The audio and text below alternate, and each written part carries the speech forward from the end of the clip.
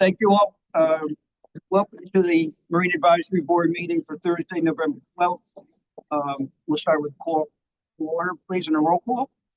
Norm Beckoff. Here. Tyler Brunel. Here. Jason Dunbar. Here. Barry Flanagan. Robert Franks. Here. James Harrison. Here. John Lynch. Here. Noel Norville. Here. Ed Rebos. Here. Bill Walker. Here. Robert Washington. Here. And Chair Witt. Yes. We have a quorum. Thank you.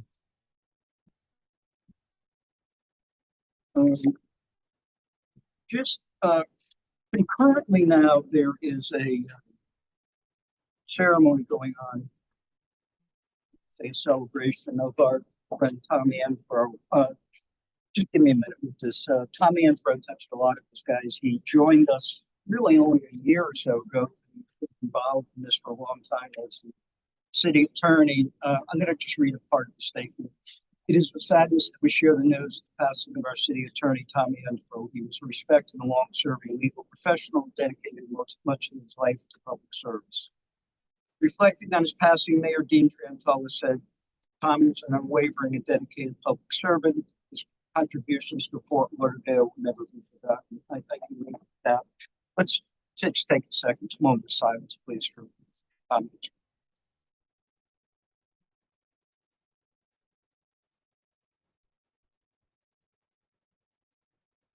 Thank you all. That's a very good man. Okay, business. So, the Winterfest edition. If anybody didn't know, I'm wearing a hat and I'm wearing a shirt. And Kenny McGowan is here from Winterfest to present a little bit. We'll go down a few things pretty quickly here. Oh, I'm sorry. I tend to always forget this, and that George is no longer with us. Approval of the minutes. Everybody, I imagine, read the minutes. Anybody have any issues, comments? No. We have a motion to approve. So moved. Mr. Rebel, so we have second. Bob, all in favor, say aye. Aye. Anybody opposed? Thank you very much. Waterway crime and boating safety. We have been for some months before I tossed it over to Travis. Wasn't really sure what was going on with code compliance. It does turn out that we do have a code compliance officer. I had reached out to Manny, etc. I don't really know what's going on, but we'll hopefully have them in a subsequent meeting. But right now it's all about our dear friend Sergeant Travis. Travis, boat show, hopefully non-eventful. I thought it was pretty good weather. You obviously got wiped out Wednesday afternoon. That was a little rough. Bill Walker, no doubt, he didn't have a pleasant afternoon about 5 o'clock on Wednesday. Tell us about things went, Travis, if you wouldn't just give us a quick update. From my point of view, it went as smooth as it could go. No real issues at all. Boats got loaded in, the show went, they got loaded out, and no real issues really at all. And private safety for the last month? For the month of October, the Fort Lauderdale Police Department Marine Unit responded to 87 calls for service. I went through the reports and the calls today, and nothing really of note. No burglaries. Only a few minor accidents. No injuries. So it was a good month for the city. Right now, we are investigating 5 at-risk derelict vessels. Right now, we're at some point of that investigation right now. Normally these end up with the owner or party who put the boat there will take it away, which is what we hope for without us having to spend any money on it. So we're continuing to work those and looking forward to Winterfest. So if you would, obviously we're going to focus on Winterfest, so I'm going to get back to that in a second. Maybe we could just kind of explain some of the preparations you take, Coast Guard, etc., before we toss the kitty to talk about all the beautiful boats and so on. I just have a couple quick points. A couple of us were talking about some of the boating accidents recently. There was boat fire, obviously, at Nautical Ventures. The actual part of the burn, that wasn't a boating accident. That was stupid. Yeah. You simply don't fill a boat when you have it shrink wrapped, and there's a thing called shrink wrapped static electricity. So get involved in that. It's a horrible thing. They did everything wrong. But we're seeing we're basically seeing a person die each week on the water. And generally it's food, it's alcohol, or both, etc. I don't know what the answer is. But it's something, again, we're all seeing, all concerned about. I just toss it out there for conversation point, but I don't know what you do differently. But to go to education classes, Yeah, I mean, it's a lot of, I mean, a lot of that's in Miami-Dade and the Keys. And I know a lot of those, officers down there. But it's, for us, it's all about presence out there doing stops. And when my guys do a stop on a vessel, 95% of the time, it's just an educational stop. It's not a ticket where you're paying money. You'll probably get a written warning out of it, and that's just a good way to track, why the person stopped and what the problem was. That we can go back and look later to see what kind of trends we have. But I would say 90%, 95% of the time it's educational.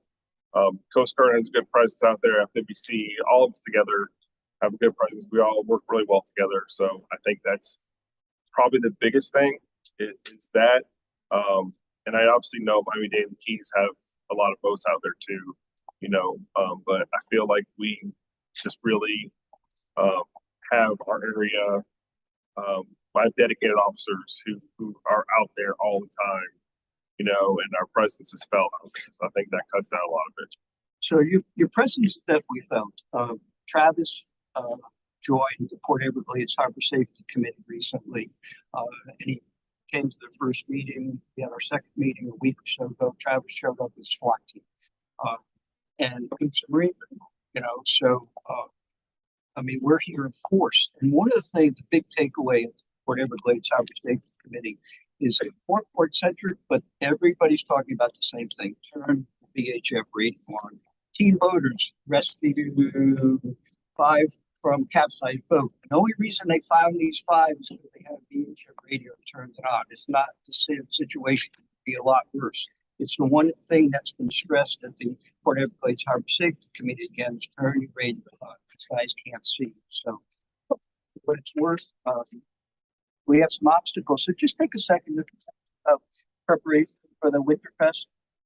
So between myself and the sergeant who runs the land side of that, we come up with an operational plan. My responsibilities are obviously to have every officer I have, every boat I have out there, and I also recruit in other jurisdictions to help along the way.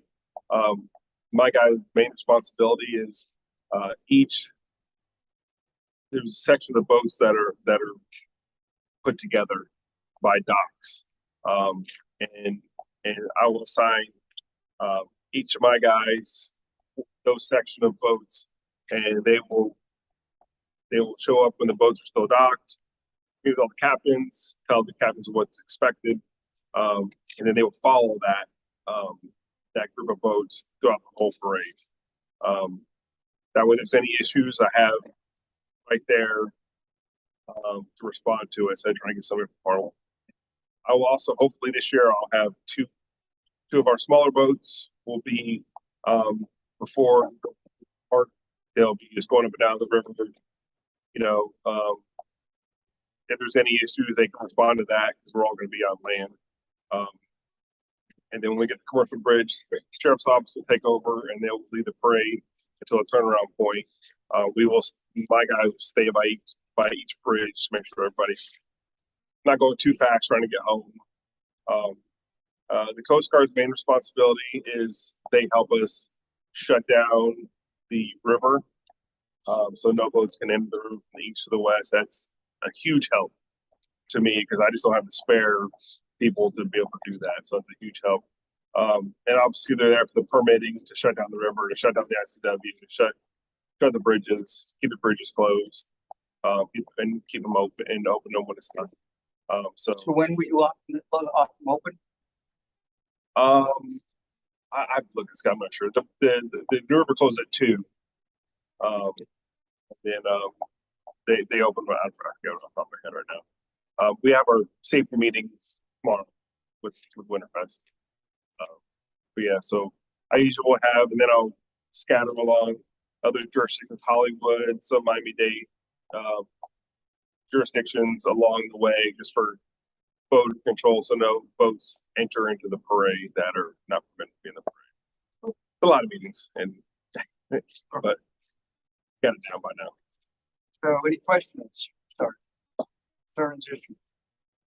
Thank you very much, sir. So we have on the thanks for talking about. So on the agenda, the next item is excuse me, Winterfest. Hold on, Kitty.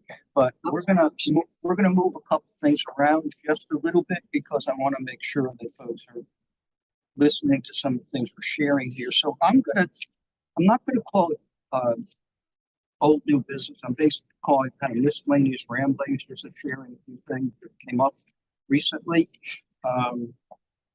Just some quick notes. Phil Purcell was at the MIASF the other day. They had over 100,000 at the boat show, the biggest boat show that Informa has ever produced. So kudos to them. A great job. I see patients here. Congratulations. Bill, water taxi. How'd you guys do? Busy as well? Yes. Glad to hear. A little bit of rain, achieved overall great weather. A quick thank you to, we thank Rob, a quick thank you to Chief Golan, as well as the fire chief, as well as James Brewer, Michael, and John Kelly. Chief Golan has reached out to the Kellys to see if we might be able to bring some fire assets up around the yards up there. And the Kellys were very proactive, reaching back out to the chief, offering a slip. So we're going to work together to see if we can find some fire assets. Because again, God forbid there's a fire up there. One center council goes down and pay for a fire. So I know there's issues with it, staffing, etc. But at least it's a proactive step. And I compliment the Kellys and Mr. Brewer for the steps you're taking there. At the boat show, I met, I didn't bother Travis, I met Matthew Monks, who is one of the senior guys at Garmin, talking about the ongoing issue with Garmin units. I ended up having 6 senior guys there talking to them, explaining that every month Garmin's are stolen and we don't hear about any other units.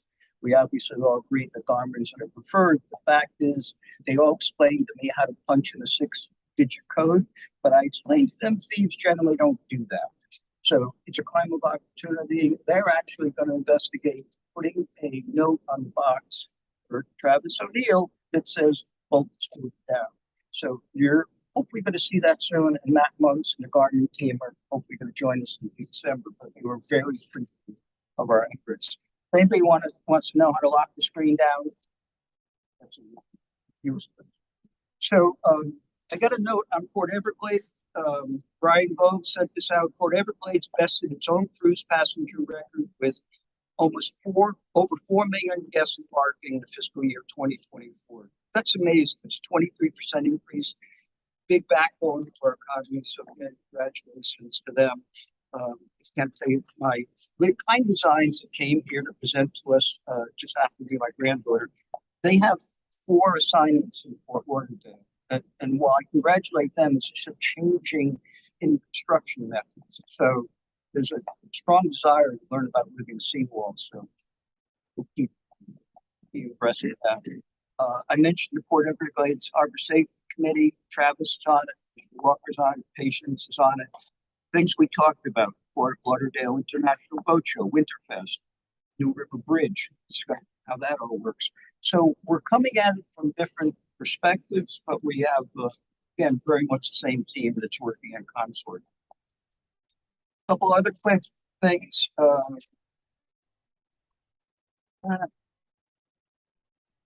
Again, congratulations to MIS Informa. Congratulations to our elected and re-elected city commissioners. I've heard from each of them. Warren Sturman obviously was replaced by Ben Sorensen. Ben reached out, hopes to join us next month, etc. So our reputation is preceding us, guys. We're making some noise, and I think we have a tremendous amount of support. Also, congratulations to Suntex. A number of us went and joined Suntex at the ribbon cutting ceremony at New Las Olas Marina. Eric Metz was kind enough to offer to sponsor a Marine Advisory Board meeting there. That's probably complicated to do. but I'm actually in the process of talking to Jay Sanford about having a Broward County Marine Advisory Board form, as we did about a year or so ago, and you use the Suntech second floor. We call it the captain's room, which is gorgeous, and I'll keep you abreast of that. Again, Barry Noel, Robert W. was there as well, and at the ribbon cutting ceremony. And I just want to say again, in acknowledging key people involved in development, the mayor went out of his way to acknowledge the effort of the Marine Advisory Board. I mean, really made a big deal about it to shepherd that thing along. Barry was very involved. Bill, guys who've been on the board for some time. So it was very complimentary, and I'm very appreciative in the work you do. Okay, next we have a presentation from our friend Kitty McGowan. As you see, we're celebrating Winterfest. Yeah, I couldn't get anybody else to put a shirt on. So Kitty was on the board.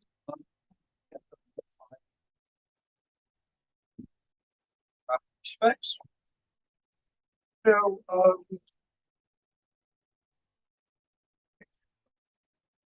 this is about Winterfest. I want to take a second to read a couple messages, if I may.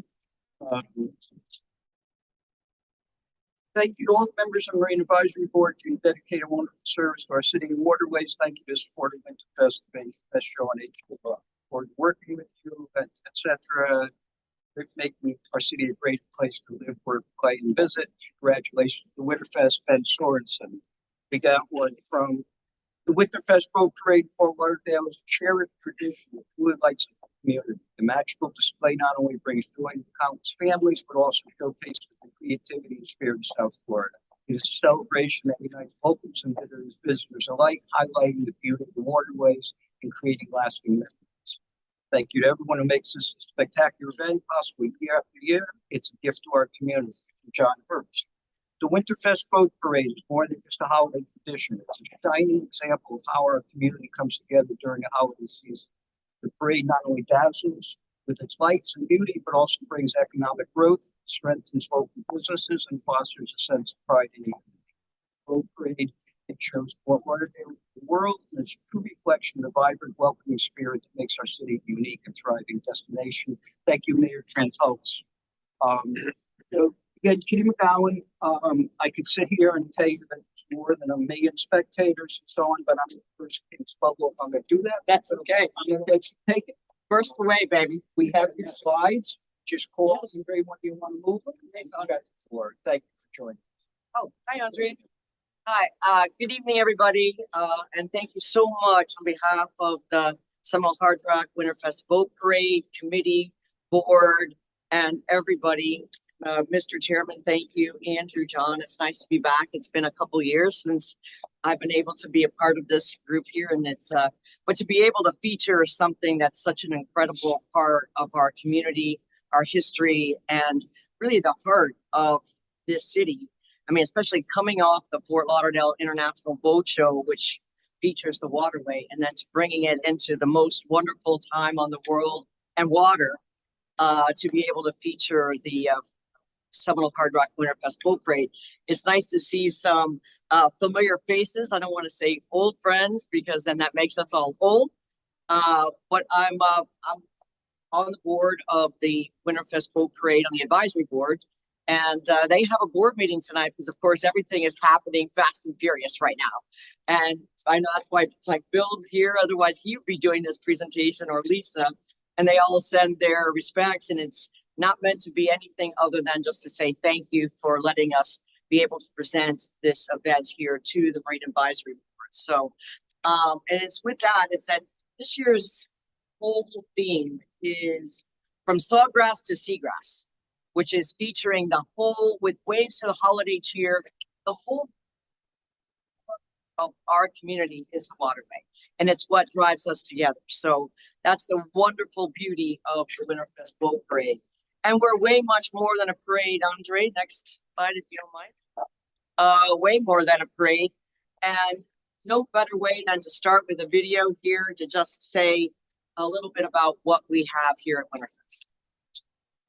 A little bit more volume. Where can you find the biggest show on H2O? The Seminole Hard Rock Winterfest Boat Parade. Sponsored by WSVN Channel 7, the Winterfest Boat Parade is the 7th largest spectator event in the country and was named one of the top 20 parades in the world by USA Today. For over 4 decades, this holiday tradition has attracted a long list of celebrity grand marshals, thrilling more than 1 million spectators a year, gathered under the stars to watch a dazzling display of boats float along Fort Lauderdale's fabulous waterways. Not to mention millions more watching on television, cable, and streaming online. As a native of Fort Lauderdale, I grew up watching this amazing parade. It's how we kicked off the holidays. From kayaks, sailboats, motorboats, barges, and mega yachts, the Seminole Hard Rock Winterfest Boat Parade transforms our waterways into a stage with floats that really float. And to see it grow over the years into the world's most watched boat parade, with A-list celebrities on board, it illustrates just how popular this event has become. But beautiful boats and big-name stars aren't the only ones taking center stage. Corporations and local businesses have also discovered that Winterfest is a unique way to showcase their community spirit while giving their brand international exposure. Seminole Hard Rock Hotel and Casino is proud to be the title sponsor of this spectacular signature event. It brings out the best of this community and gives an opportunity to show the world what South Florida has to offer. So whether you're looking to showcase your business, a charity, or even a family celebration, the Winterfest Boat Parade has something for everyone. And the parade is just part of the fun. There's an incredible lineup of winter festivities leading up to the big night, including the Winterfest Foundation Junior Captain Program and Student Art Contest, a shoreline decorating extravaganza, Family Fun Day, Grand Marshal Reception, the Winterfest White Party, and the social event of the season, the Winterfest Black Tie Ball. And WSVN is there every step of the way, providing live coverage of each big event, along with an extensive promotional campaign and a 1-hour televised special. Channel 7 has been a proud supporter of the Winterfest Boat Parade for over 30 years, and there's some terrific sponsorship opportunities that I recommend if you own a business in South Florida, you should take advantage of them. So what are you waiting for? Don't let this parade pass you by. Become part of this fun, fabulous, and festive tradition. WSVN and the Seminole Hard Rock Winterfest Boat Parade. We'd love to welcome you aboard. For more information about the Seminole Hard Rock Winterfest Boat Parade, call 954-767-0686 or visit us online at winterfestparade.com. We also invite you to become a fan on Facebook. Check us out on YouTube or connect with us on Twitter, Instagram, or Snapchat. Well, that just kind of says it all for me right now. All right, I'm out. So, quick question, is it too late for anybody watching to get their boat in the show? Absolutely not. Now is the time to do that. It's time to get your boat in the show. And not only just that, I mean, it looks all like, for anybody that's watching from outside, not here in the room, it is really a family event. Like Lisa said, I mean, like I grew up here watching it, since it started. We don't want to talk too much about that, but it really is a family event. And as the commentator in the VIP area for many years, you see these repeat families that come out together. That's really the heart of this event. Well, now, don't get me wrong, the splashy part really does make it intriguing and puts Fort Lauderdale on a different map. But the family part of it is where starting new traditions, and I encourage people to send that message. It's $30 to put a boat in the parade. I mean, so you can do that right now and have a great night out on the water. I would say with our water czar here to say, get a driver so you can enjoy that night and not have to worry about creating an accident on the water. But it's not too late. I mean, and then did just start with a group of friends, just getting together. Kay Pearson, who was the original owner of the company that managed the Fort Lauderdale, at that point, boat show that became the Fort Lauderdale International Boat Show, was part of creating that whole environment And it didn't go up the river until many years later, until Lisa was the CEO. Maybe the next slide. So this history goes back over 53 years. And you can see all the different Commodores and all the different places and how things changed and how they evolved. I mean, I know we had Mickey Mouse and Minnie Mouse, and it's just been a crazy mix of different people, but that's what makes it so unique and so special. Next slide. More than 1 million live parade viewers watch this parade every year, not to mention the fact that it's seen online on Ion South Florida, Valley Sports Sun, the City of Fort Lauderdale website, and of course WSBN Channel 7, and not only during that parade but also afterwards, and it's live streamed on Facebook. So next slide. Now, as the officer was saying earlier about that, they have a huge contingent of people that are managing this parade, but really the heart that drives it all is a staff of 3. It's hard to imagine that all of these activities are driven by 3 full-time people, but it's true. They are very dedicated and have a real passion to making this parade and keeping it a huge part of our community. Next slide. And it's not just a parade. That we have 50 board members, 45 advisory, government agencies, Coast Guard, Marine Patrol, police, Fort Lauderdale Fire Rescue, BSO, Fire Rescue, FBI, CIA, Department of Homeland, Highway Patrol, 160 plus police details, etc., that all come together. It's not a village, it's a total army of organizations and alphabet soup that come to make this a safe, great family experience. But it's not just on the water that day or that evening. That starts off with many things. We have the launch party, formerly known as the White Party, that leads up and kicks off the whole season of activities on the water. It's not a ticketed, you have to be a sponsor to go, but it is definitely a great party, which gives you guys an opportunity to say, maybe if I sponsor, I can come to this great event. Next slide. And it's for everybody because we have the Family Fun Day, which is coming up on Sunday, November 24th. And there's activities for your 4-legged friends, your children, and grown-ups alike. That would be a blast. And Family Fun Day is free for everybody. So we want to enjoy that. The next slide. The total pinnacle of the holiday season in the fall era is the Seminole Hard Rock Winterfest Boat Parade. And Susan Renison and Hard Rock never fail to truly bring an incredible spectacle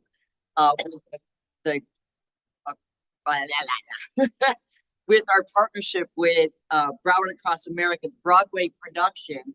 And this year's theme is Disney The Lion King, which is really perfect. Tickets are still available, but they're getting very limited, and tables start at $4,000. And that is Saturday, December 7th. If you've not ever attended, it is a really great event.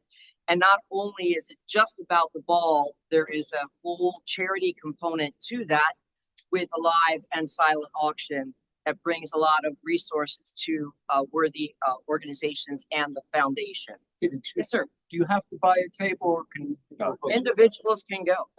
And it's fun. I mean, it's like great music, great dancing, great food, and just really good opportunity to meet a lot of people. The Grand Marshal reception is right before, which is the next slide. Our Grand Marshals this year are multiple Grand Marshals.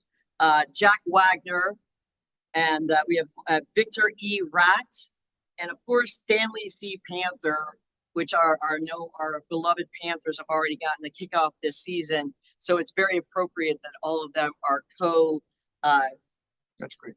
Grand Marshals for this parade.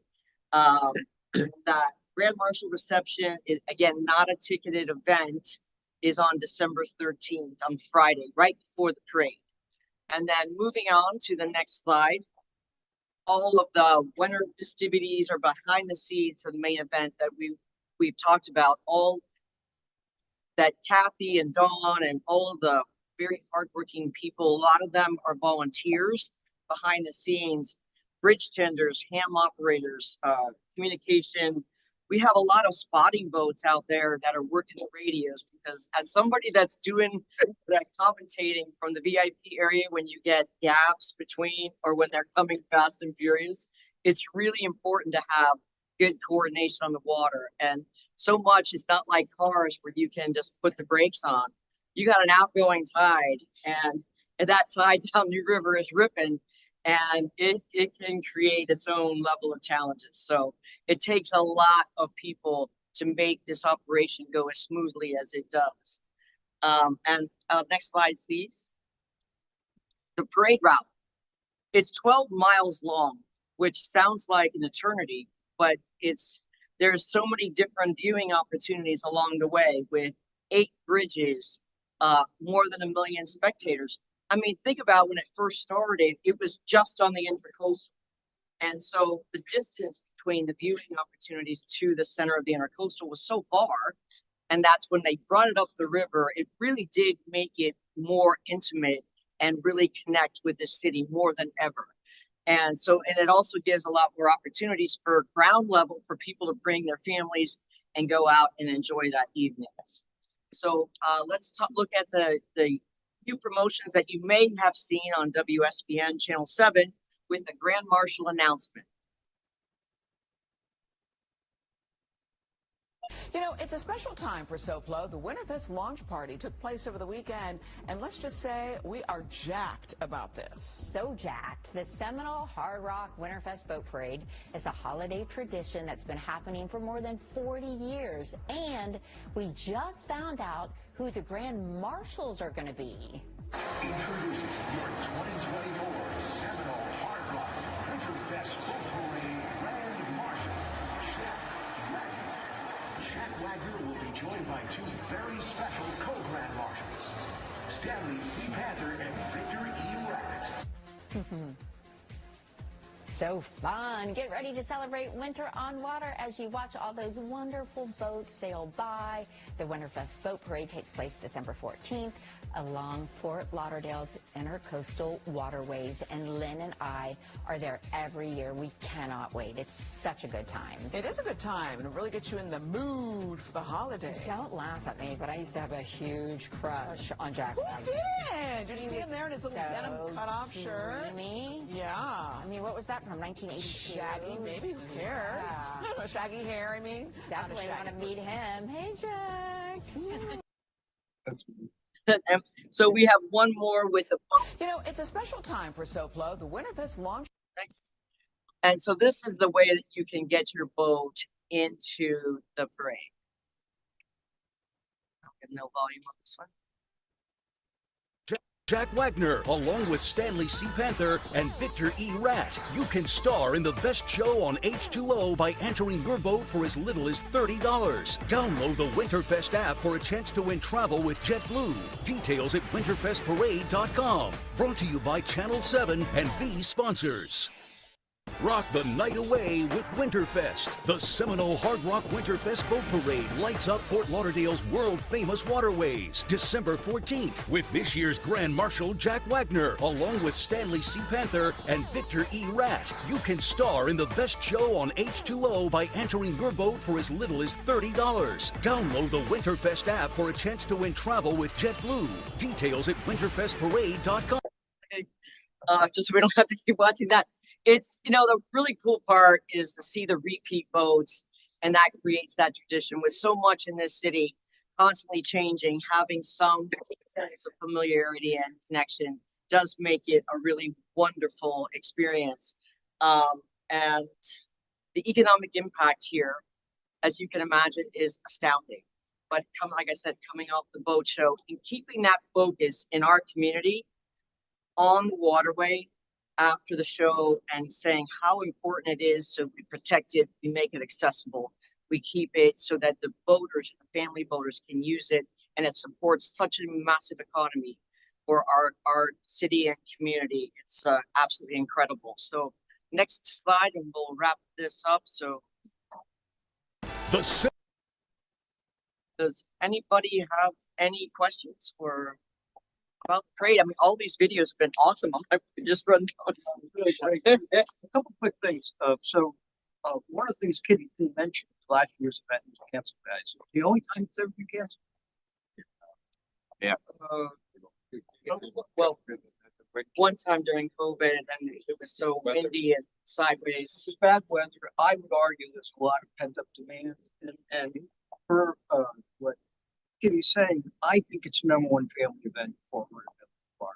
There's just nothing like it to see this through the eyes of a child is spectacular. I also want to acknowledge our board member Bill Walker, who happens to be chairman of the board of Winterfest. We understand he's slowing down from one of his many volunteer opportunities, but this guy also is involved in that, so thank you as well. Well, not only that, he also puts a lot of his boats in the parade and makes things accessible. That's the one thing about boating that's not like any other activity, whether you're a baby or a child or a grandpa or a grandma, the whole family can come together and enjoy the water. And there's so many opportunities to do it. You can either go black tie, or you can bring your blanket and find a spot and cop a squat on a bridge and watch the parade somewhere.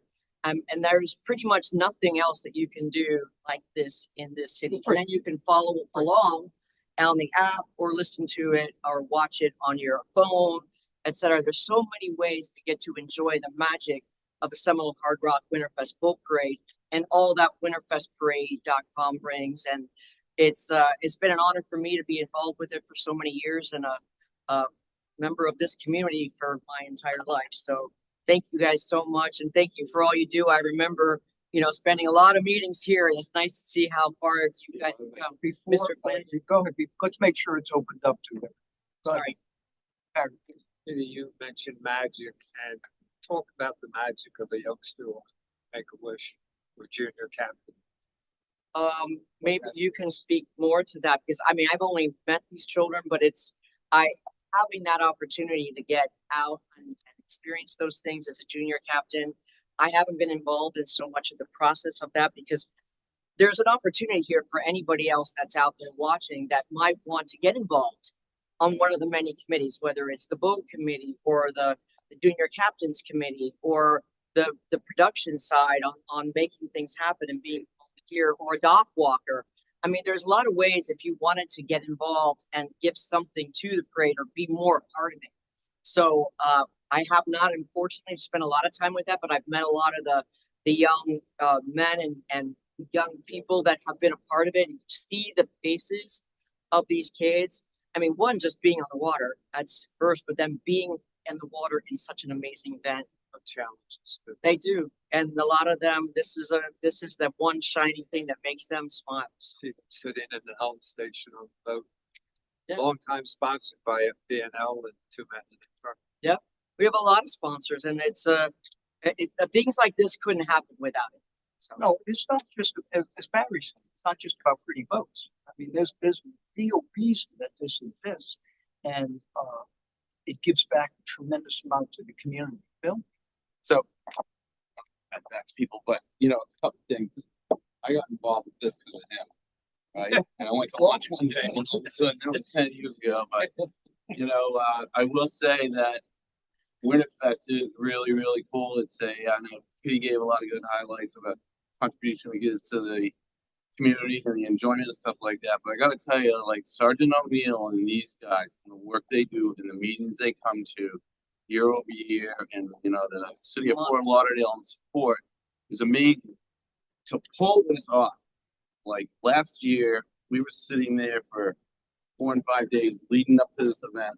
The weather's looking like dog doo-doo on on all kinds of weather things, and we're sitting there having these meetings with Coast Guard, Fire Department, Police Department, myself, and others, and it just went on and on about, okay, weather's gonna get bad.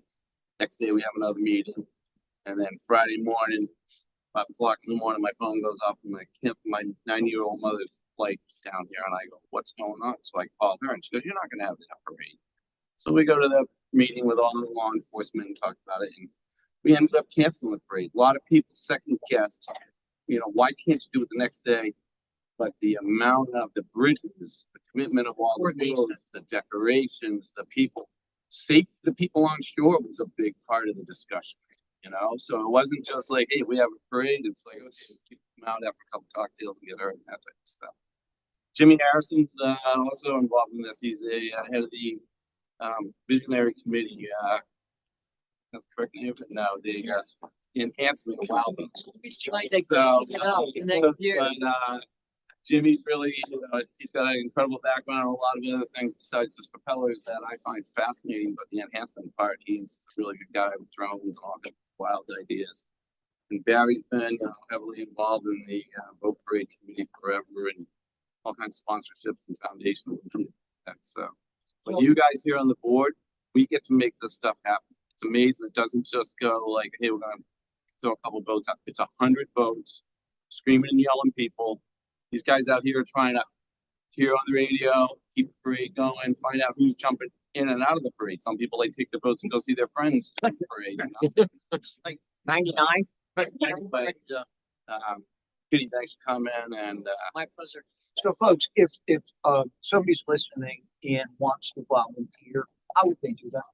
I would contact the Contact staff at winterfestparade.com, and you can, contact the office and ask to see how you can volunteer, because like I say, dog walkers, which is those people that they're coordinated to say, okay, now you boat 37, pull off the dock. So safety is number one. Yeah. you guys have boats, you can get over Winterfest, get out. It's kind of cool. You get front row seat, get to work with law enforcement, but it's and it's a lot of volunteerism that goes into this, but there's also a lot of needs. Like these guys get stretched year over year, not so much sitting. Because people get tired, and it's a lot of work, but it's a lot of fun. Anyway, and it's a blast, and people like Bill and Barry and all the volunteers and the board and sponsors. So on behalf of all of the board, the crew, Lisa Scott, Bounds, Dawn Reed, and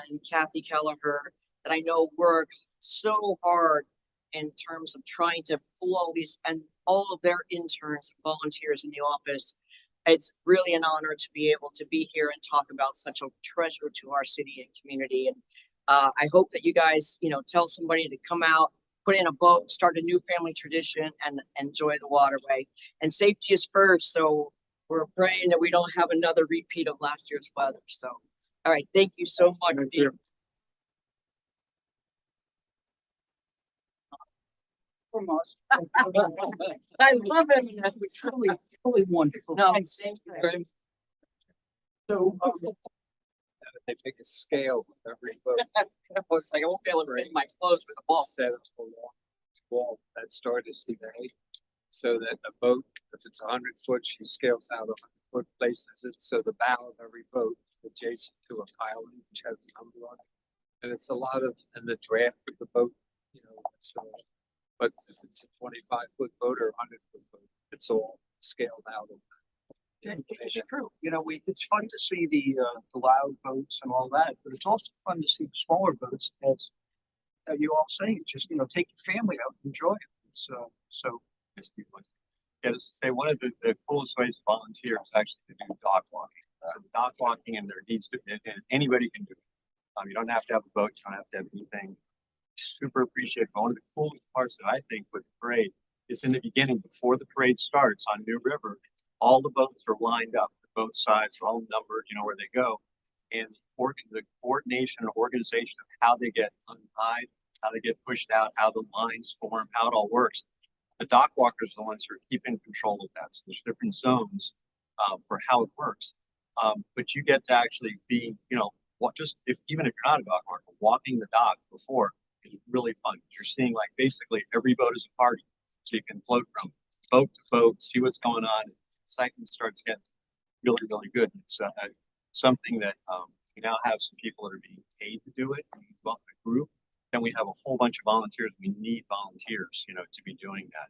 Just a highlight of some of what this year that we'll have from last year that didn't happen for the enhancement boats, which there's some boats that Winterfest itself actually pays for and decorates and does. And those are the WOW boats for it. And one thing that was brought back just a couple years ago was the Toy Soldiers boat. That's what, like the family favorite, which is a sailboat. Toy soldiers do their little saluting and everything. Bill's cannon goes off, and then they all fall down. And then they get up and do it over again. It's like 300 times that they do it during the parade, which is real cool. And one of the new ideas we have is the karaoke boat, like karaoke, only karaoke. So it's the billboard boat that you've seen off the beach, sometimes, you know, going downtown. But it'll be, the cameras will be on the boat shooting the crowd.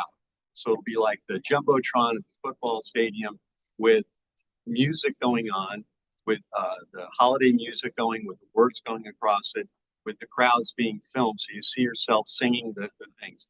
At the official viewing areas, we'll be handing out mistletoe. So instead of kiss cam, we're gonna have the mistletoe cam. So mistletoe for people, zoom in on the people, get a kiss under the mistletoe as it's going on, with an encourager like an MC sort of on the boat, you know, saying, hey, you know, keep it going and to get the excitement going.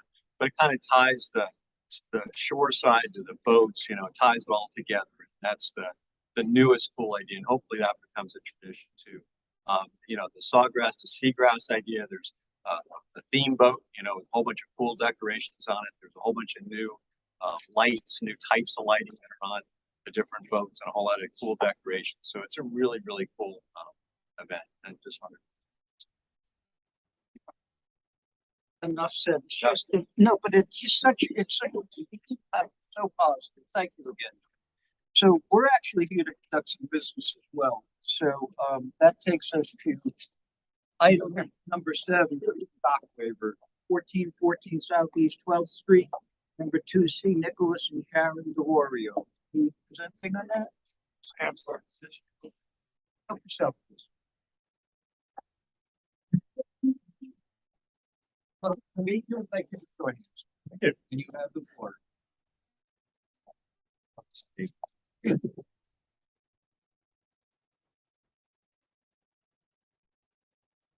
Difficult to follow a parade. Make an attempt.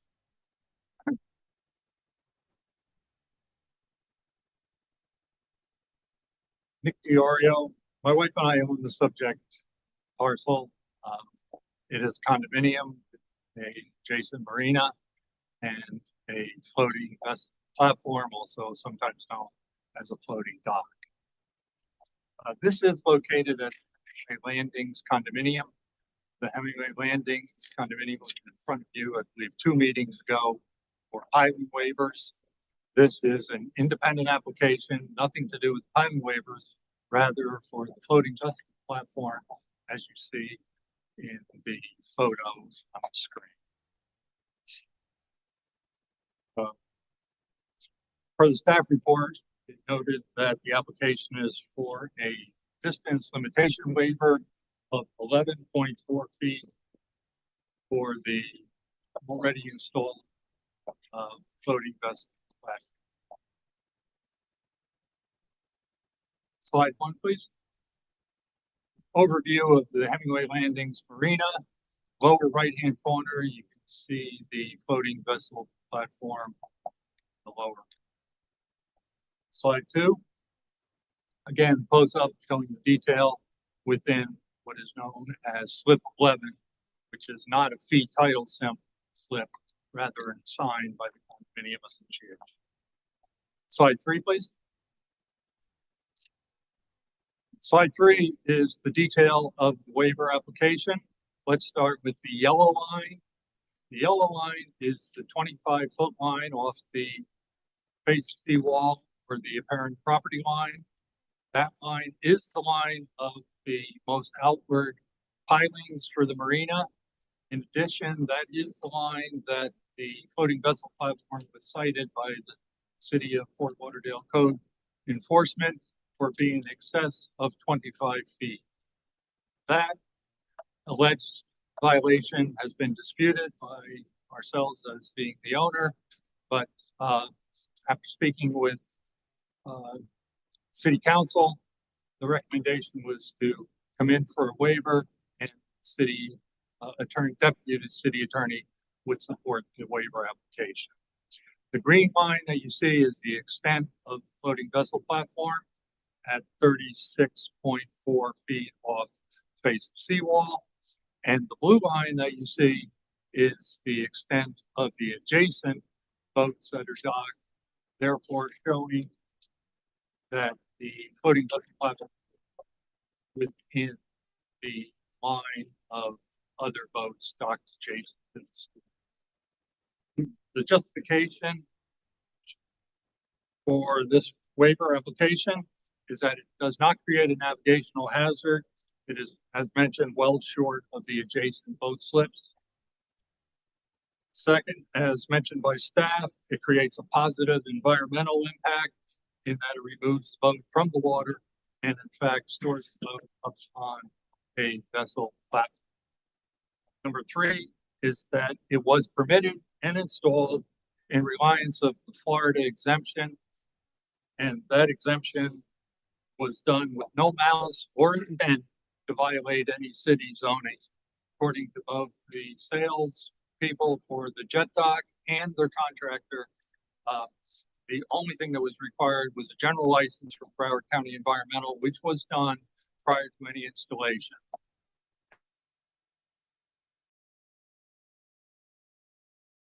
And number four, the extraordinary width of the Cerro Gordo River at this particular location is 118 feet. At a previous board meeting, you did hear testimony from your September 5th meeting that one of your members sailed a catamaran with 30-foot beam into this particular area with no issues or concerns to the piling or boats in the slips. Slide 4, please. Slide 4 is a survey of existing conditions. Might be a little difficult to see, but you'll see in the next slide of an enlargement of the vessel platform, which appears in the top center of this slide. And slide 5, please. A close-up showing on the lower part the adjacent seawall across the canal. On the upper part, the seawall adjacent to the Hemingway Landings Marina and the floating vessel platform within slip of. Thank you very much, and the approval of the waiver is hereby requested. So I'll be answer any questions. Thank you very much, Nick. I have a few things that you crossed out there. It's my understanding the request is you're getting a bigger boat, right? No, sir. So why are we increasing the size of it, or we're not increasing? Not Okay, so that was my confusion. I thought we were getting larger. That was, This is the other one. This is after the fact. Yeah. So we have with respect to jet docks, etc. We have an ongoing issue with that. Bob Doble obviously isn't here tonight. He's attending the service from Andrew, and that shouldn't bother Nick. It's an ongoing discussion we continue to have whether or not a jet dock is considered a permanent or temporary structure. So that's not your issue, but it's something that we're going to continue talking about.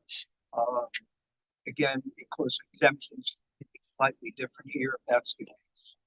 Anybody have issues, questions? Can I just add that there's no issue with the fact that this is a jet dock or a float-on dock, as the Assistant City Attorney Bob Nichols already reviewed them. So no, I wasn't criticizing you. I'm talking about just with respect to general conversations. It's something we're going to pick up at some later point, trying to understand how to interpret these jet docks, etc. But go ahead. I'm not quite sure what the issue is with the float dock. What are you trying to get accepted for? It extends about too far. It extends beyond 25 feet. Oh. It sits within a recently waivered set of joint file clusters, and it's an independent application to extend beyond 25 feet. So that's what I thought. What? In some time, I take my boat. So what is the impact of the larger vessels? How does that enter into our decision here? Thank you very much. So the fact that somebody sticks a large vessel doesn't necessarily define it out of a border. I have a question. The case is that the definition of is it a vessel or is it a dock? So it's being considered a dock. In my opinion, it's a vessel and that it's it's just like a boat lift. It just happens to be a boat lift that floats, So as I've always stated in here, it's that if you're allowed to put a boat in a certain spot, a certain size boat, you should be allowed to also put a boat lift, put the boat, to lift the boat up and keep it safe in that spot. So to me, it's a no-brainer. This is, it should be allowed. It's small, it doesn't extend too far out now. It's not. And is there any other change in how these are considered? If that was a real dock? Like an Yes, actual, you should be allowed to have it. Right. So, Put a boat on. but I'm saying as far as like code or permitting and stuff, like that, is this because it is further out? Because we are talking about that it's not a permanent structure, it is considered a temporary, there is no requirement on this, right? So again, He said you got a code enforcement, somebody violation, so that's why you're here. Is because code has brought it up, but they're saying it's okay. The city attorney is saying it would be okay. So we are, obviously, it comes to us and we would recommend either approve or disapprove, and then ultimately goes to the city commissioners to then act on. So yes. Yeah, what precipitated the writing of the violation? Was it in response to a complaint that was called in the code, or was it the code officer himself going out and Very good question. The condominium association knows that some of the pilings were extending beyond the 25 foot. And they were pressuring some of my adjacent owners in order, and the ones that you previously approved it, but the ones that were extending further out were all related to boat lifts. And the condominium association was trying to get the boat lifts to either move their piling back or eliminate the boat lifts and call the code enforcement officer. On the code enforcement officer coming out, he saw this floating dock. He says, "Oh, that extends beyond 25 feet. While I'm here, no one complained about the floating dock." He said, "While I'm here, I'll write a violation." You may have seen from my application that we live in California. I happened to get a phone call from the code enforcement officer one morning. He said, "I'm standing on your floating dock and I'm getting ready to write you a violation." I said, no. I said, "It has a Broward County general license. Did it before it was installed." He said, "Oh, no, it's more than 25 feet. So that's the history. No one ever complained, but that's the history of the. My question is, do these follow the same, right? They don't. They can go out further than 25. Oh, no. Okay, that's what I was. So what's the difference? Why do we care if they're considered a permanent or non-permanent? That's not debating. We're not debating that tonight. All we're talking about is extra distance. Right, just like any other thing that would come in. Which is about a foot? Oh, it's more than 11 feet. It's 11 feet. What Jimmy just said is an interesting point. He's mentioned many times, or I don't know if I quote him properly. If you're entitled to place a boat in the slip, you're entitled to protect it. The applicant said, and the owner seconded, et cetera, by keeping the boat out of the water, obviously it's environmentally kept. So in every respect, I agree with Jim, and I think that the request is reasonable with respect to the concept of these temporary floating docks. It's something that we're going to pursue with council again to better understand whether or not under the same purview as a dock. So again, it's two different issues. Yeah, I don't see any issue since the other boats are sticking out further than the floating dock. I don't see an issue. The only concern I would have is the boat captain. Let's say it's night, those boats are gone. It's gray, it's dark, it's sticking out, you can't see it. Is there a way you can put lights or reflectors or something on the end of it? I mean, I'm not saying that as part of this permit, but I'm saying it's a safety item issue. That would be a recommendation. Have some sort of light or reflector or something. This is the guy that's on the water every day, so it's coming from someone that sees and anticipates those issues. It isn't something we focused on. It's different. We need to be sensitive. I can't imagine a time where all but certainly something. Yes, that is doable. Anybody else? Anybody? They should approve all that others. So it's not. Public, any special questions? Yeah, anything whatsoever. Was this a variance for a vessel? Sorry. Was this variant? More instruction, just more instruction. Okay. We have a motion, Mr. Harrison. Second. Mr. Walker. So let's do a roll call, please. 1 second. Motion was by Harrison. And seconded by, Walker. just 1 second. Mr. Harrison, Yes. Mr. Walker. Mr. Beckhoff, Yes. Mr. Brunel, Yes. Mr. Dunbar, Yes. Mr. Flanagan, Yes. Mr. Franks, Yes. Mr. Lynch, Yes. Mr. Norval, sorry, Miss Norval. Yes. Mr. Rebels. Yeah. Mr. Washington. Yes. And Chair with. Yes. Ms. So that's Hernandez. approved. Nick, thank you very much. Thank you. I appreciate you playing by the rules. You know, it's not always the case. You're a gentleman and. Thank you very much. We have one more business item, which I clearly used in the previous one. Thank you, Andrew. This is an application. Come up, please. Introduce yourself. This is a application from Larry and Kathy Danielle at 357 Idlewild, and we will pass these around. You should have Hi, everyone, Alejandra, and this is the application for waterway waiver. Your last name, please. Giraldo. Yolando.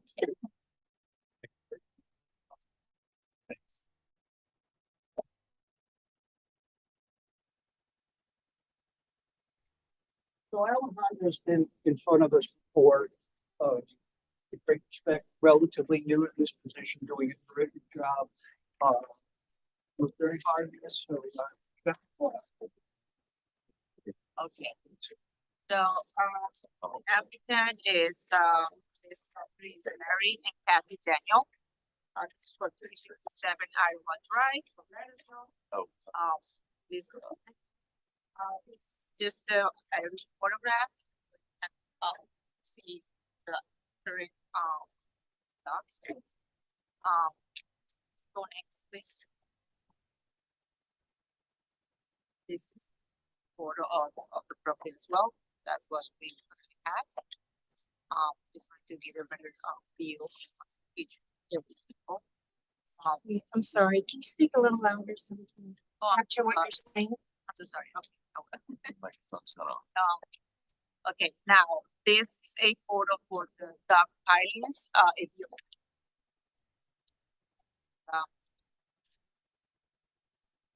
and this is the piling cluster that is going to be relocated, and this is going to be relocated 7 feet south. So, if you go to this one, I'm sorry. This is this existing configuration. This is what we currently have. Go next, please. And this is the proposed. So, if you can, please notice that this is a similar configuration. This is a larger floating dock with no boat lift. The boat lift at the west end has been eliminated as the floating platform as at the east end. This will allow the owner to place a larger vessel. It will be probably 100 feet on the 100-foot range. Could you go next, please? Extraordinary circumstances, the proposed floating dock and pilings are necessary for the safe mooring of the residence vessel, especially during severe weather.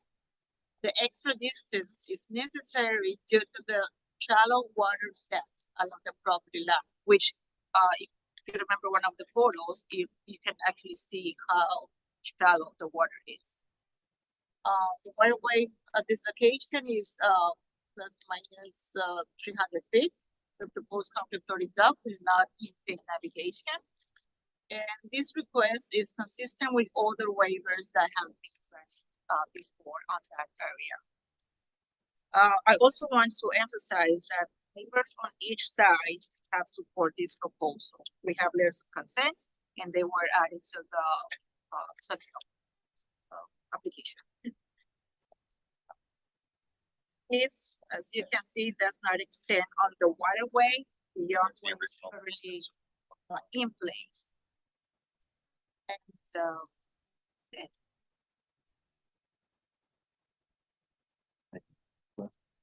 I'm sorry. What are we asking for here?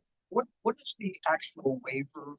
If you can explain, because you remove the dock and you're putting in a new dock, etc. What are you? Well, this is what we're proposing is a larger dock.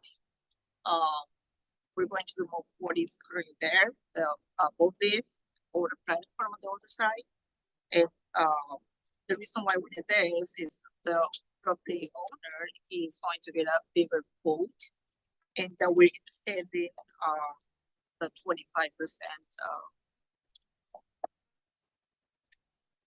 5%. So larger dock, same footprint, new boat. That's Yes. pretty much it. Yes. Roughly the same. With the relocation of the pilings on the east end, 7 feet farther east.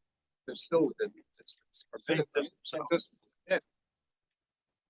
So I was, I happened to be, I went over to look at this the other day, and I also looked at another one on Isle Wild that may come to it.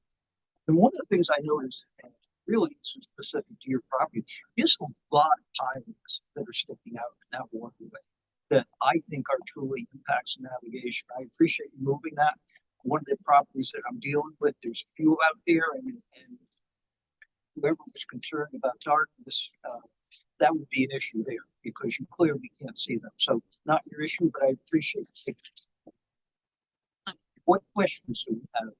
Anybody? Yes or no? Yeah, you have a map or something showing the location of this relation to Fort Field that's adjacent to it too. I'm sorry. Okay, the mooring field out on the dock. And so is this how is this gonna impact the mooring area out there? It is not going to.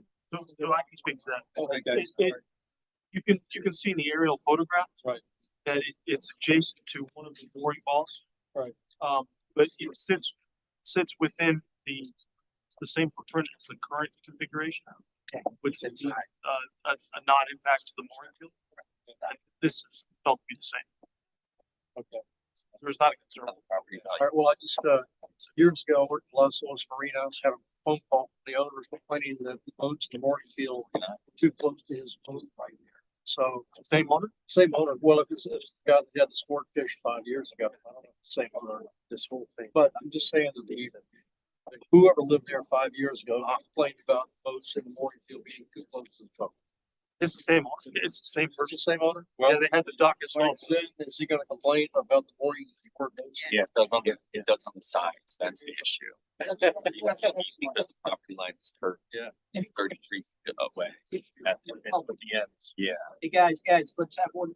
Is any other questions from anybody? So it's not, the dock itself is not extending any further into the water, right?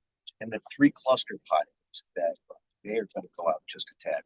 Not further, no, further, they're side to the side. West, okay. They're going up from a fixed dock to a float. Yeah, no, I get that, and it's gonna be concrete and it's gonna improve the property value. Okay. It's pretty much the same footprint, but those 2 pilings are gonna move east and west a little bit away. 3 pilings to the east and a much longer concrete floating dock than what's the current. Right. So we can have a bigger boat. We do. It's a new structure. It requires a waiver for the maximum distance of the structure and a maximum distance of the pilings. So we will vote to approve or disapprove if anybody has a motion. But this is as we talked about, we also, it's very close to the mooring area here. But the request seems reasonable. Well done. I asked the public once before, I'll ask again, any comments, questions from the public? Motion to the board. Motion. Vote. Who had that motion? Motion to approve. Motion to approve, a second. There? Roll call vote, please. Sir, just 1 second.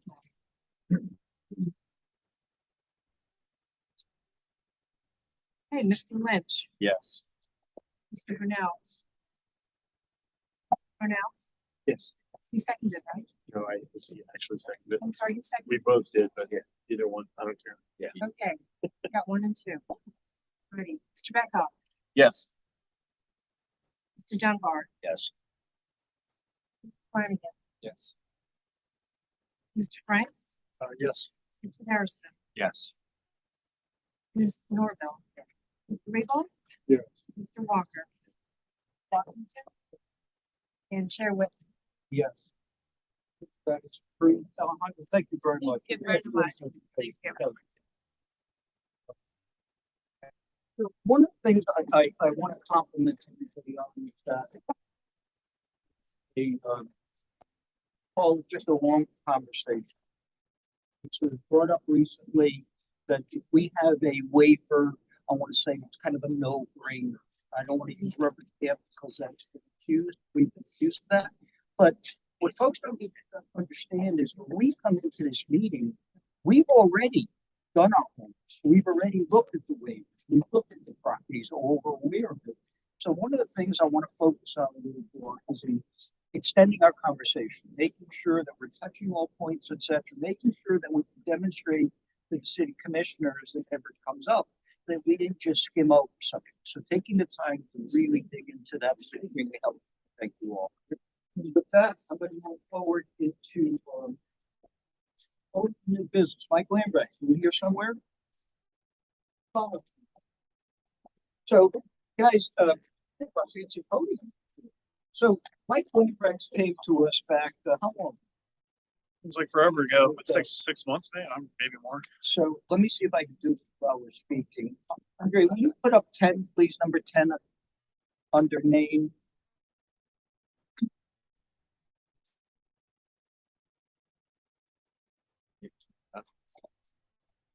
There. Well, we got. So Mike came to us some time ago. Thank you very much. Mike came to us some time ago. He was, I want to say, spearheading a chief waterway officer position in the city of Fort Lauderdale. He's worked real hard. He's met with many folks, etc. We're at a point now where we're actually looking at applicants, and there's one that is attending tonight as a prospective position. I was Andrew. We got a call from Deputy Fajardo, who asked for some help with this, etc. Much to my surprise, I would say, Mike's, we actually didn't even know this was going on. So the city is actively looking for a chief waterways officer. Position summary is there. Andre, will you go to that next one, please? The QR code, if you don't mind. So this is a QR code for anybody watching. It'll take you right to that page at the city of Fort Lauderdale. You can apply. So that's where all the information is, etc. I learned how to make QR codes. And I'm going to toss it to Mike, maybe just for an update as to where we are in your perspective and Yeah, thank you, Chair. So as you may remember, I was here, I guess it was 6 months ago or so, presenting the proposition of this position, and I'm proud to say that the commission did approve it with the latest fiscal year 2025 budget. Did come under a good bit of scrutiny, as I would expect. I think as anybody would expect. Just simply, the pushback from the commission was, "Oh, we already have all these different parts that you're alluding to. They already exist, right?" And another pushback obviously was funding the budget advisory board. Did not support it in the budget. City commission left it on the budget, and making this a reality. I think the easy work is done in having this established. The hard work begins now, and not only recruiting and finding, somebody that would fit this position and would suit this and execute this the way that we want to.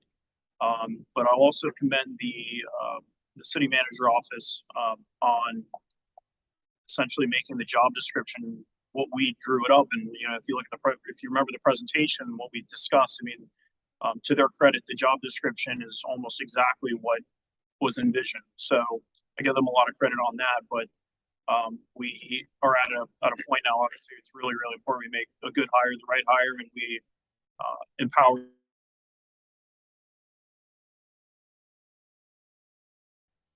To their credit, the reason why they did not support this is simply because they've seen things like this come through the city and fail.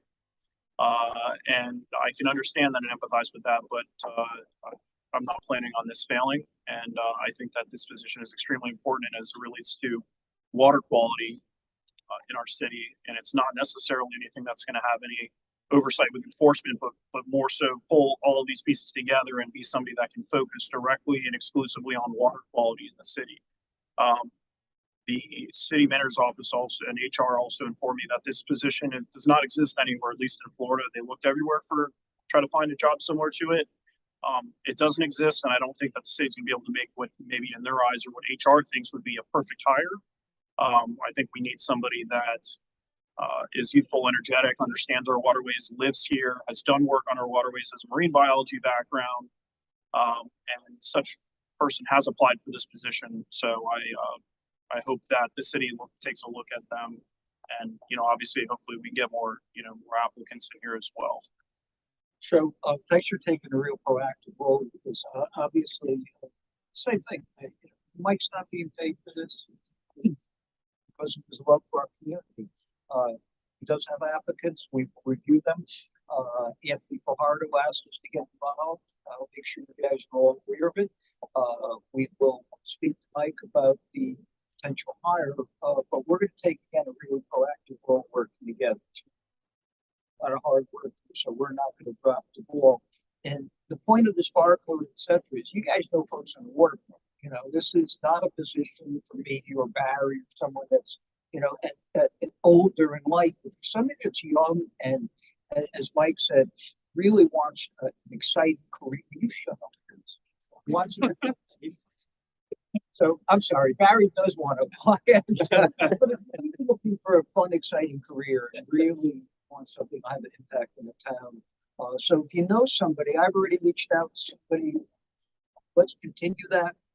I will report back next month. We're going to interview a candidate that Mike has. And we'll keep the ball rolling. But I really thank you for this. And we're going to make sure you guys are aware of it. But please, if you know somebody, I don't know what the ideal age is, but if you know somebody, toss their hat into the ring. It's a small benefit as a result. So thank you. Yeah, absolutely. One more thing, I think, again, we have an opportunity to make this really successful, and I think that this first year is probably going to be the most critical one. I think the expectation is that we can get on the right road here with our water quality, that this person or this position, and that the city can finally get some wins here when it comes to water quality. I think there's a lot of low hanging fruit that can get accomplished in the first year, and I think that our goal is to prove the concept of a position, so we can flesh out this as a department, further along down the road. So this isn't just going to be a one and done, right? So I appreciate the Marine Advisory Board's attention and partnership on this, and we look forward to working with you guys and gals.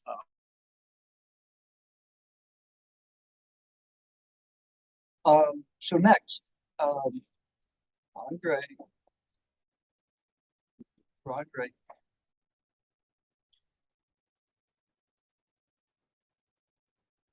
So this is all new business.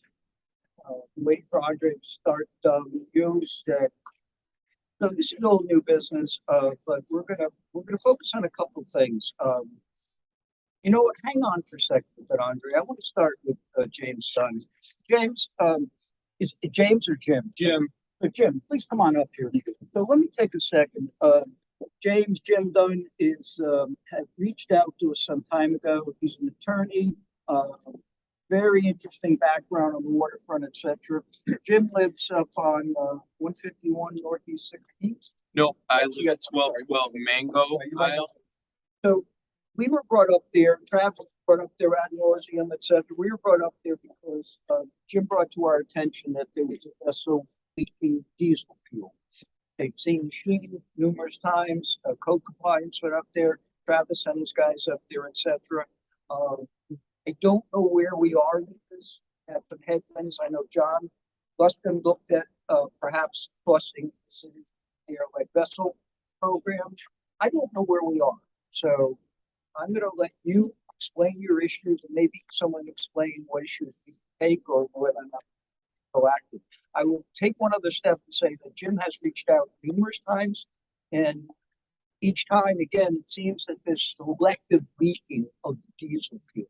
But I was there and it's on the water. That boat isn't moving anywhere.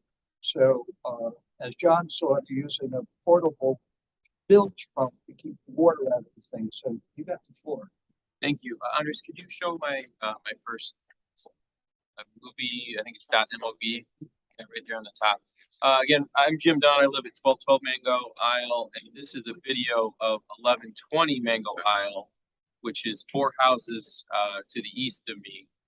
And this was taken on about August 22nd. We had a lot of rain. You can see the red color. It's fuel. It sure looks like diesel fuel to me. If you could play the next slide, Andres, I'd really appreciate it. It should just say number 0002. Here's a still, and if you scroll down, you can see it had just discharged, and it's coinciding with large rain events or the accumulation of water over time, which happens all the time here in South Florida. Andres, could you do number 3?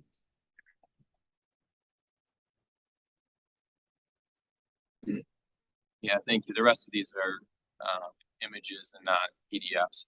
Please. So I took these myself on August 22nd. I spoke to, that's my cute son, and go to the next one. He likes to fish in the canal. Sometimes he can, sometimes he can't. When it smells like diesel, there's a catfish. After this, if you go to the next slide, please. I think that's very similar to the last picture, but you can see a distinct sheen. It does smell like diesel. I own a boat on that canal. I know what diesel smells like. It smells like diesel. Go to the next slide. Similar. This was also on August 22nd. If you go to the next slide. Next slide. Riveting. It's the same team. Where it gets a little interesting as we get to slide number 9. We can keep going. So this was November 4th, and in my lay experience, the diesel seems to be coating the edge of the canal at sort of a high tide, if it's released at high tide, and then as the water goes down, it leaches off, and we continue to see the sheen. So that was just a few days ago. If we can go to the next slide. Sorry, what number are we? Is this number 10 or 10? Great. This is on November 6th. So just last week or so. And you can see that my neighbor's dock is wet. These seem to coincide with large or medium rain events. If we can go to the next slide. And what can you tell me what slide number this is? I can't see it. I'm sorry. This is 11. So that's on November 7th. Can we go to number 12? This is November the 9th. And if we go to number 13, this is the 12th. This one isn't as bad, but I couldn't smell it on the 12th. All these other days I can smell it. 1120 Mango Isle was owned by Morris Willett, who went by Pete. He was a reasonably nice guy. He passed about 2 years ago. There's a lady named Sally Rose. She identifies herself as a property manager. I've spoken to her numerous times via phone and text. She's explained to me that the dock that's occupied at 1120 Mango is a tenant. The tenant is named Bob Miller. I've spoken to him. I've sent him pictures between August 22nd and to date. He admitted that he was renting. He admitted that there was a red liquid in the bilge. He admitted to me that between August 16th and August 22nd of 2024, he had hired another person to install fluid absorbing socks to mitigate the red liquid. I've spoken to Code Officer Garcia at 954-557-4596. He explained that without witnessing the leak himself, his hands were tied. I spoke to PD officers Phillips and Stevens throughout the environmental protection. Investigator Roberts at 954-203-5876. He came out, couldn't see it.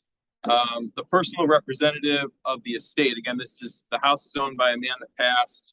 There's a personal representative. His name is Michael Watson. I've spoken to his attorney, Wilma Stevenson, at 954-525-6767.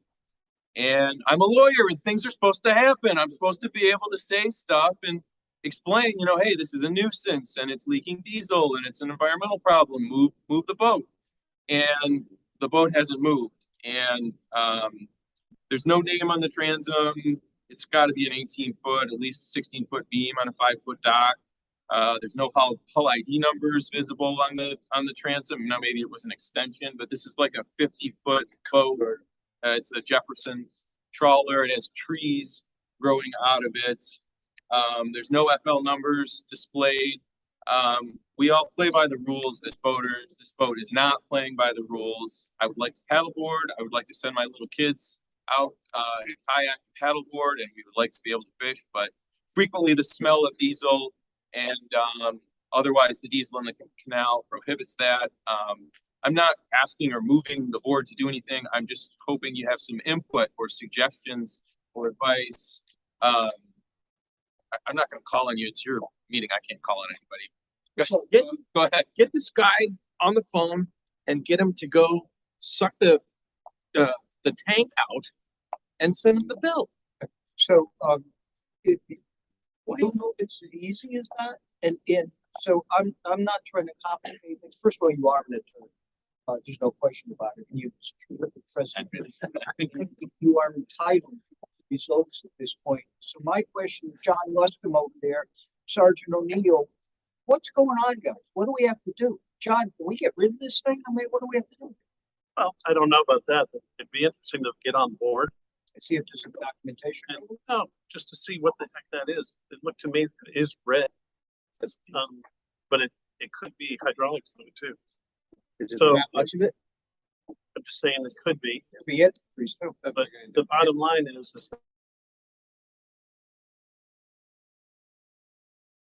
could put some socks in there. Find out what the problem is. It could be a hose. Something simple. Anybody? But the thing is, though, that bothers me about this boat is that 110 pump that sits in the dinghy means to me that even though that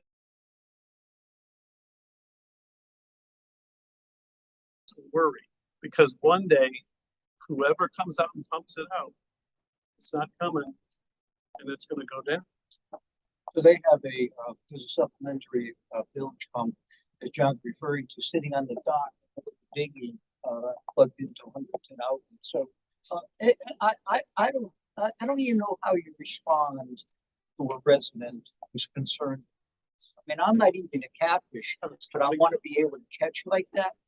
Didn't we talk about this a while back when if you saw people doing like those spraying off stuff and like that was leaking in there that you guys really can't do anything, but the Coast Guard can? Is that what you to call and try to get them out there because they can find them for that? Period. Coast Guard's not going to do that, but this kind of. What's the recommendation? So here's when we respond to something like this. Like I obviously believe people when they're telling me this is what's going on. You live there every day, you see it. Immediate action by my guys, they have to see it happening. But what we do is we do the initial investigation, and then we, depending on where it's at, where you're at with DEP, and we reported to DEP who's supposed to do the follow-up investigation, which doesn't always, I don't know if it doesn't happen, but it don't happen like much.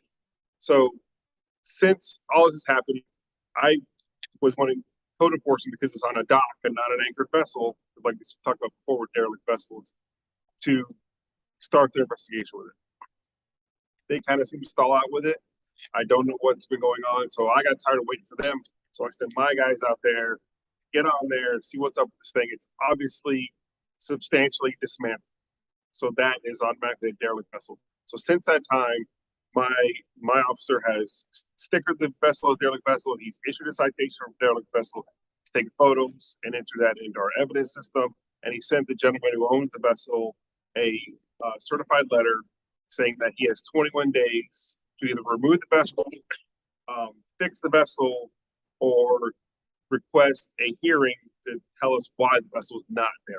So I don't know the exact date. It was a couple weeks ago.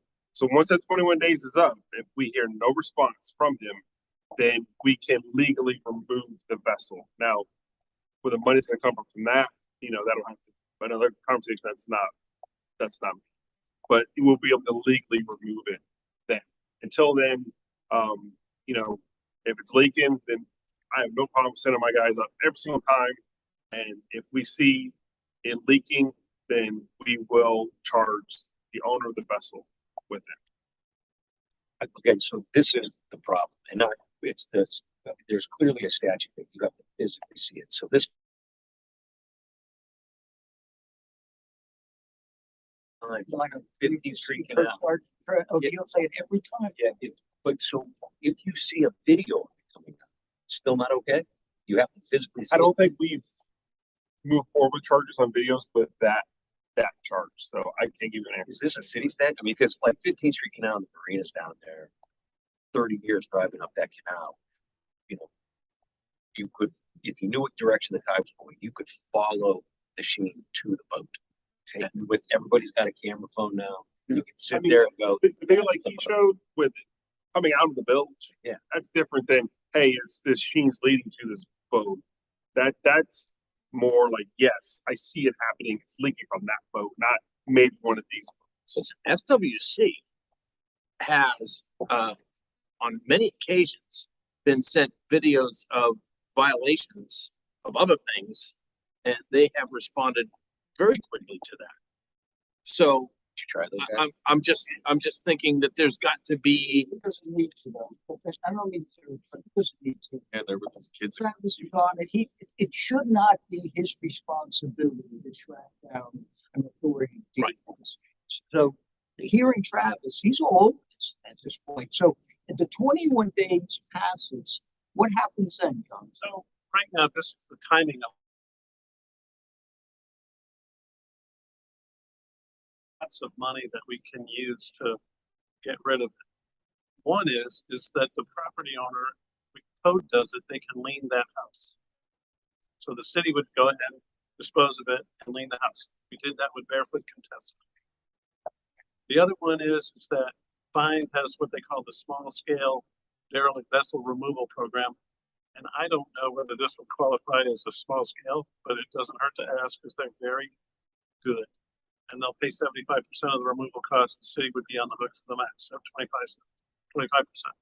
We also have FWC will have grants. The problem with those grants is that you have to apply before you remove. Fine can do it after the fact. You just say, hey, can I get rid of this? Yeah. And you do it. Then we also have Broward County Boating Improvement Program. We're in the process right now of executing my derelict vessel $50,000 debit card, which will cover any boat that is deemed derelict 100%. So what I usually do, if Fine will take it, go Fine for 75%, PIP for 25, and there's nothing out of pocket for the city. So if the 21 days comes, it's just a matter of once the city executes that agreement, or even might even get a phone call if it's okay to do it. It's really dumb. Then I have to wait for the county to execute it to send it back. So the worst case scenario is that if we want to wait for this grant, is that we've got to babysit this boat between now and then when we can tear it out. And I think, you said we could get aboard. I mean, I ran. But the floor is super soft. Like it's all right. We want to get the engine room and see what's going on. Yeah, the engine's dismantled. Yeah, could be transmission fluid. Could be transmission fluid if you pull the gears off. Let me tell you what. If we've got a situation like that with a derelict vessel, there really ought to be at least a short-term solution to cutting off any real, limiting the economic impact. I mean, the first thing that I would think of right out of the chute is get on there and pull all the fluids out of the boat. And there's got to be a mechanism for something like that. There are facilities that will do that. They come with a truck and pull all the oil and the fuel and everything out of the boat. Somebody's So got to that, pay for it. but that's the So rub. what John's talking about is, this was a program that was presented to us at the last Broward County Summit. And at that point, they talked about the fact that Pine has a program where you can basically give the keys. So no further burden on you. Here's the keys for the plate kisses and makes up, and we get rid of the boat, and that expedites the process. So we're trying to find out if this fits this, but to suggest that Travis is on it is an understatement. Jim, I don't know what else we could do for you other than, once we get the timeline from Travis, I can send that over to you so you can be aware of the timeline. You've got the right guys here, but then there's always an issue with money, et cetera. Mike, you have a question? Jim, so you probably contacted what seems like 10 different people on this whole lease, right? Yes. Did you scan that QR code that was on the TV earlier? Just in case the lawyer thing, you know what I mean? We included this and we coordinate all this, but I mean, and I'm making an honest point though, right? I'm making an honest point that a member of the public should not have to go through what this guy just went through, have to do all this work, right? And the second thing that really hurts me, I think, is that our law enforcement has to really get involved, and these guys need to be catching the bad guys and the people throwing giant weights in the river and doing stuff that cops need to be doing instead of looking at entry, right? So and again, I know that there's jurisdictions and there's ordinance and whatnot, but and the last thing I'll say is, everybody here knows this happens everywhere in Fort Lauderdale. Everywhere. Your situation is not unique whatsoever. And I think that, unfortunately, most people who look into the water, they see a diesel machine, they go, it's another day in Fort Lauderdale. Everybody's used to it. Yeah, so we're not that acceptable. First of all, we thank you for coming. I got a question. One second, we thank you for coming, toss the bill. We'll keep you abreast of what's going on. But as Mike said, anybody else here is saying, this should not be the issue. I mean, I've joked about the fact that you're a very good attorney in the presentation, but this isn't something you should be. And the police have been out there so many times. They keep coming. I see their boats. Say hi. So it's going back and forth, but this is ridiculous. I don't know how we have time to practice law. So you got a group on this. There's nobody better than Sergeant O'Neill, so I'll keep you abreast of what's going on. Like, so anything else we could do for you, please stay in touch with us. Thank you. Thank you for doing this. Anybody else? Phil, you had a question. I don't understand why we're not stopping this friggin' leak. I mean, put a boom around the boat. I suggest we're not doing anything to I was stop. told you We're can't gonna, put a boom about it because somebody needs to maintain. well, but so then, didn't hear from me, but I probably tell, this is a federal violation, okay? This is a federal violation. I'd call the fire department and tell them we're worried about this thing blowing up. And They come out. they're catching on fire and they go, no problem. Well, they say, it's not a big enough leak. Can't. There's nothing. I mean, I can smell it in the street in front of my house. So What about Aquatic Solutions? Aren't we paying $5 million to Aquatic Solutions to clean the waterways up? Where are they? I mean, you're gonna have Matt spill like this. What do? We just wait till it goes out the inlet in the whole city. That's what we do right now. Like I run my boats, I feel like I got a whole oil spill response bid. I got something I can put absorb. But don't you think I'm required to call, report, take picture, dispose of. what about the property owner that rented that dock and it's not, this dream has gone bad. Yo, it's gone way bad. If you prize these waterways, there's hundreds of those boats sitting there illegally. I personally don't take that as like, hey, that's okay.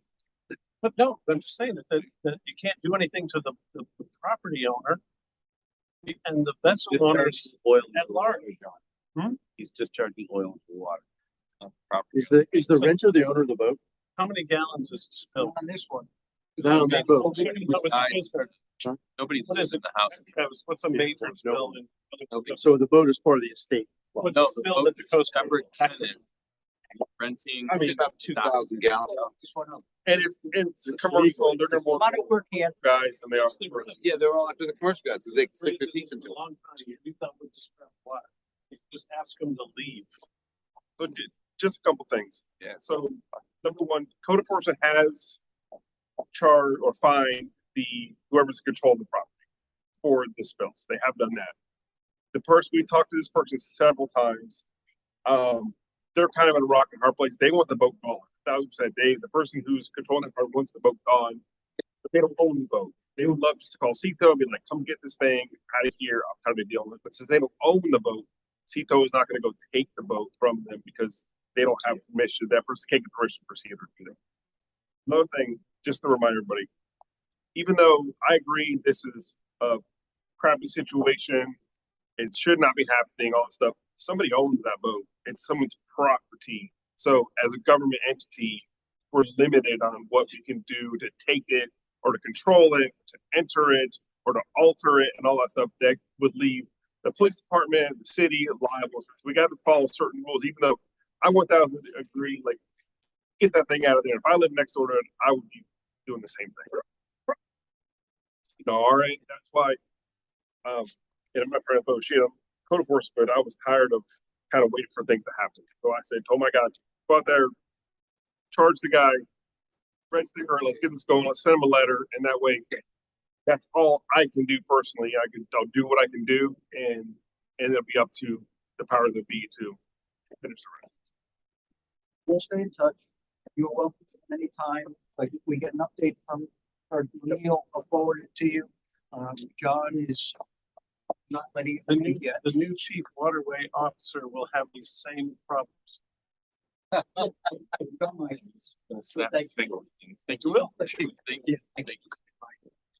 So guys, we're gonna wrap up. I'm gonna finish one thing. I know I think it was a great meeting, by the way. You got it.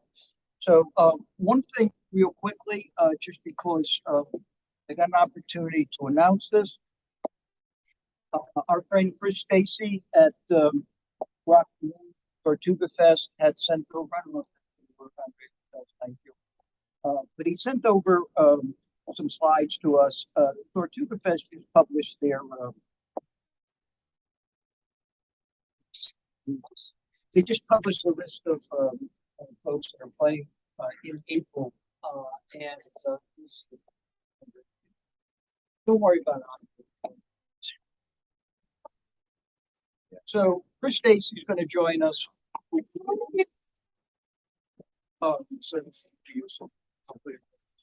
So here's the question: you have to identify the artists that are attending. So number 2 slide, that has his name on it. You give him you can't look at that. So if you get them right, you get a free all expense paid trip to the fest. You gotta get them all. So Jelly Roll, number 3. Nice music. Thank you. That's Jelly Roll. Nice call. Next. Urban. Next. Wow, I didn't know that. Next. Harry Underwood. He comes along. So this is the lineup, guys. There were a couple other folks there, but this is the lineup they have coming. It's a terrific lineup. This is a part of Rock the Ocean. You could turn the music off, Andre, but this is it's a big fundraiser. It's a group that gives back a lot to the community. Chris Stacy will attend in a future meeting, just getting the word out. It's one of the more fun events on the beach. And so again, it's to help promote it. So that's all I have to say. New or old business? Yes, sir. Two quick items. One, a big congratulations to Water Taxi for expanding into Pompano Beach. And I think that's going to be a great thing for Pompano. When public-private partnerships are done really well, it can be mutually beneficial and a big feather in the cap for Pompano. So good luck with that. And also, I was a part of a couple of water quality forums that were hosted by Captain Jeff Maggio and Mike Lambrex helped us to put it together. The first one was on the 8th of October. The second one was on the 21st. They were extremely well attended. We hosted these for the candidates and the incumbents for Fort Lauderdale City Commission and the mayor's races. And we filled the rooms on both dates. Very well attended. We got a good feel for where the candidates were at. And they got a very good idea as to where we were at as general public on water quality issues. And these were, I think these forums really played a role in the outcomes of this election that we had. And water quality is now, for better or worse, mostly better, is definitely an item that is on the radar at the city commission level. And I think it's because of grassroots efforts like that it became, and it didn't just happen overnight. We've been working on this for several years. So, this new chief waterway officer and Mike's efforts there is going to bear fruit. Right, I agree with that, and I think that so I received a call asking us to restart the Clean Water Initiative. We started it during the moratorium, and we have the end with the moratorium, so we kind of backed off. Nancy Gaffney's there. We've got a great group of folks, etc. So we'll pick it up again, supporting them. So thank you for that. Anybody else? Wonderful meeting. How about the public? Anybody? So a couple things. Happy Thanksgiving to everybody. Our next meeting is December 5th. That's you're welcome to. And with that, I would ask for a motion to adjourn. Got Ed Repholz and I got Mr.